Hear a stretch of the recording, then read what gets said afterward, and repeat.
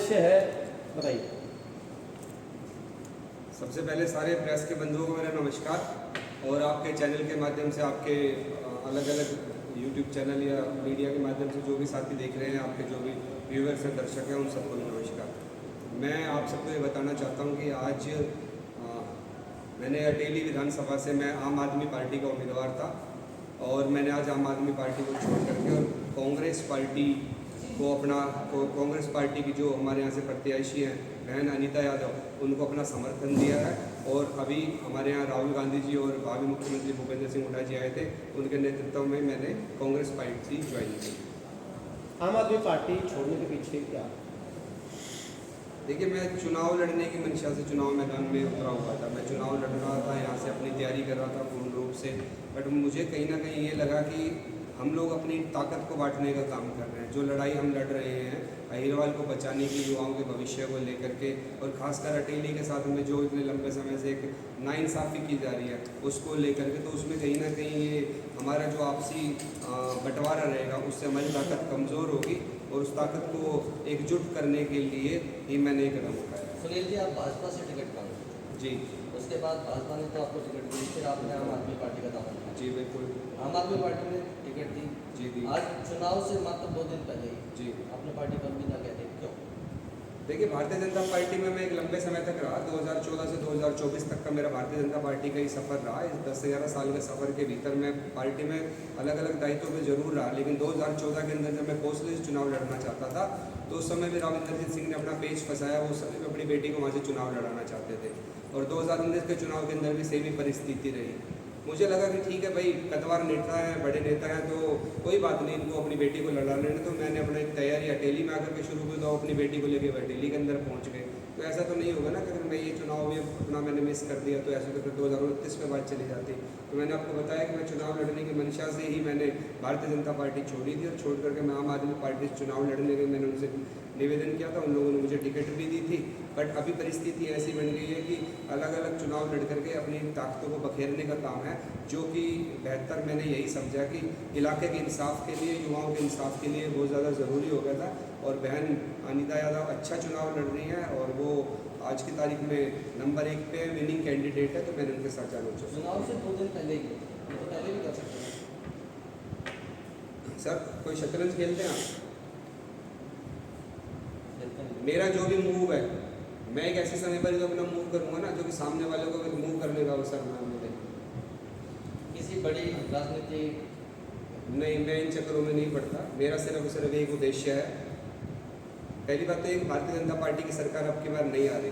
हरियाणा प्रदेश ने मन बना लिया है कि भाजपा को हरियाणा से बाहर खदेड़ने का काम करेगी। और रही अटेली विधानसभा की बात, तो अटेली विधानसभा के अंदर ये वही भारतीय जनता पार्टी है जो परिवारवाद के खिलाफ नारे लगाती थी, जो कहती थी कि कभी भी हम परिवारवाद के अंदर नहीं पड़ेंगे, परिवारवाद को दूर रखेंगे। और अब की बार इन लोगों ने क्या किया है, अब की बार सिर्फ इन्होंने एक हर उस व्यक्ति को टिकट देने का काम किया है जो कहीं ना कहीं किसी न किसी के परिवार से जुड़ा हुआ है। और अटेली के अंदर बहुत सारे सामान्य कार्यकर्ता थे भारतीय जनता पार्टी के अंदर, जो एक लंबे समय से संघर्ष कर रहे थे। उन सबको दरकिनार करके इन्होंने जो राजा साहब जो अपनी बेटी को टिकट दिला करके ले गया, वो सरासर नाइंसाफ़ी है। मैं मेरे लिए नहीं कह रहा, वो हर कार्यकर्ता के साथ नाइंसाफ़ी है। जो कार्यकर्ता पूरे तन मन धन से पार्टी की सेवा करे। आप कह रहे हैं कि बीजेपी की टिकट नहीं आ रही, बीजेपी इस समय मोड़ पे नहीं है, तो क्या बीजेपी में टिकट करने के बाद आप कह रहे हैं कि बीजेपी नहीं आ रही है? हाँ, ये परिस्थिति समय के साथ बदलती है। एक एक दिन चुनाव पलटता है, एक एक दिन प्रदेश के हालात पलटते हैं, एक एक दिन देश के हालात पलटते हैं। ठीक है, मैंने पूरी लॉयल्टी के साथ पार्टी में काम किया। मेरे और भी साथी उन्होंने पार्टी में लॉयल्टी के साथ काम किया है, ऐसा नहीं है। ठीक है, लेकिन आज की तारीख में जैसे मैं किसी सीनियर लीडर के पास में बैठा हुआ था, तो उसने खुद मुझे अपने मुँह से ये बात कही कि भाई, अगर पड़ोसी घर में आग लगे तब तो हमारे घर में भी आएगी। तो उसके कहने का मतलब था जो उधर से पूरी भाजपा साफ होती हुई आ रही, तो अब की बार अहिरवाल के अंदर भी भाजपा जो है वो साफ होगी। कांग्रेस आपने ज्वाइन किया, कांग्रेस में कितना आपने आपको सुरक्षित महसूस करोगे आने वाले फ्यूचर के लिए? देखिए, रोज़ रोज़ तो पार्टियाँ बदली नहीं जाती। मैं कांग्रेस के अंदर अपने आप को पूर्ण रूप से सुरक्षित महसूस करूंगा, और मैंने लंबी राजनीति करने में भी 40 साल का हूँ। जो और चुनावी साथी मैदान के अंदर है वो 65-70 साल के, अगर उनके उम्र तक भी राजनीति करने उनके पास अभी 30 साल का लंबा भविष्य पड़ा है। कोई बात नहीं, लड़ाई चुनाव अगली बार लड़ लेंगे, लेकिन अब की बार की जो लड़ाई थी, मैंने जो आपको फिर कह रहा हूँ, मैं परिवारवाद के खिलाफ है, अहंकारी राजा के खिलाफ है, उसके घमंड के खिलाफ है, उस हर ताकत के खिलाफ है जो यहाँ खड़ी तो है बट हमारे क्षेत्र को आगे बढ़ाने की बजाय हमारे युवाओं को पीछे ढकेलने का काम करती है। क्या है अटेली के अंदर आप बताओ, शिक्षा के नाम के ऊपर, रोजगार के नाम के ऊपर। इनफैक्ट यहाँ की क्या अहिरवाल की बात करता हूँ तो अहिरवाल में बताओ अब इन्होंने ऐसी कौन सी सुविधा दी है? जो सुविधाएं दी अपने निजी स्वार्थ के लिए दी, अपनी राजनीति चमकाने के लिए दी है। जितने भी प्रत्याशी मैदान के अंदर हैं, हर सीट के ऊपर पहली बात तो राजा साहब ने अपने हिसाब से टिकटें दिलवाने का काम किया, उन लोगों को टिकटें दिलवाने का काम किया जो कि कभी भारतीय जनता पार्टी से जुड़े ही नहीं रहे, ऐसे बहुत सारे लोग हैं, ठीक है। उसके बाद मैं अपनी बेटी को दिलवा, मैं ये आप सबके माध्यम से आरती राव को, भाजपा के उम्मीदवार को खुली डिबेट के लिए भी चैलेंज करना चाहूँगा।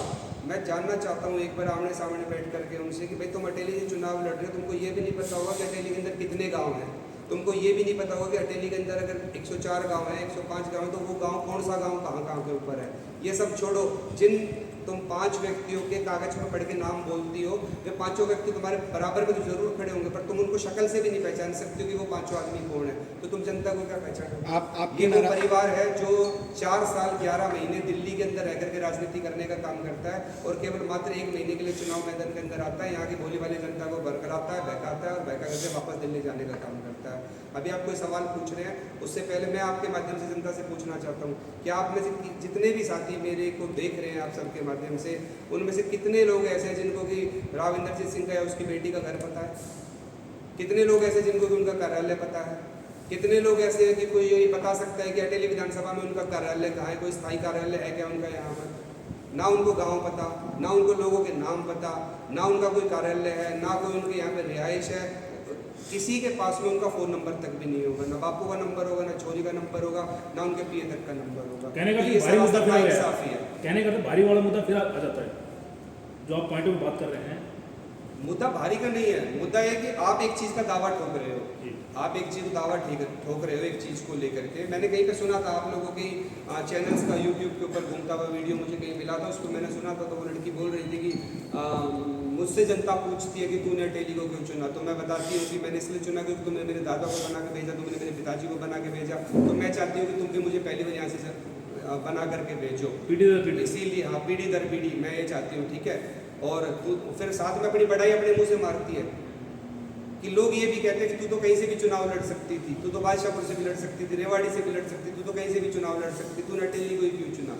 सच बोलना चाहिए इंसान को कभी। हम सच बोल रहे हैं आज कि हम चुनाव नहीं जीत रहे थे, हम वोट काटने का काम कर रहे थे, इसीलिए हमने अपना समर्थन देना उचित समझा था कि एक वोट बैंक मजबूत हो और बड़ी आसानी से हमारे उम्मीदवार जो चुनाव जीत जाए। आपको भी सच बोलना चाहिए, आपको जनता को सच से अवगत कराना चाहिए। सच ये है कि आपको डर था कि बादशाहपुर से चुनाव लड़ेगी तो राव नरवीर सिंह चुनाव हरा देगा, आपको डर था कि कोसड़ी से चुनाव लड़ेगी तो जगदीश चुनाव हरा देगा, आपको डर था कि रेवाड़ी से चुनाव लड़ोगे कैप्टन अजय चुनाव हरा देगा, आपको डर था महेंद्रगढ़ से चुनाव लड़ोगे तो दान सिंह चुनाव हरा देगा। उस डर की वजह से आपने अटेली को इतना खाली समझ लिया कि चलो अटेली से चुनाव लड़ते। ऐसा बिल्कुल भी नहीं है। अब की बार जनता ने मन बना लिया है, अब की बार राजा साहब को और उनकी बेटी को दोनों को भाजपा की तरह से प्रदेश से बाहर का रास्ता दिखाने का काम करेंगे। ठीक है।